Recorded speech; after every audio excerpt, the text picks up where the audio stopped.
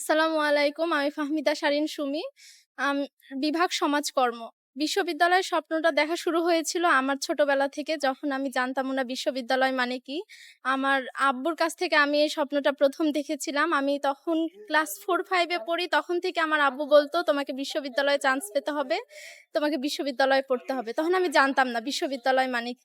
বুঝতে পেরেছিলাম যে আমি বিজ্ঞান বিভাগ থেকে পরীক্ষা দিলে, ভর্তি পরীক্ষা দিলে আমি হয়তোবা চান্স পাবো না। এজন্য আমি অনেকের কাছ থেকে সাজেশন নেই। আমি আই এডুকেশন এর ফাহাদ ভাইয়াকেও মেসেজ দিয়েছিলাম যে, "ভাইয়া আমি কি বিভাগ পরিবর্তন করে পরীক্ষা দিব?" ভাইয়া আমাকে বলেন যে, "হ্যাঁ, অবশ্যই বিভাগ পরিবর্তন করে পরীক্ষা দিবা।"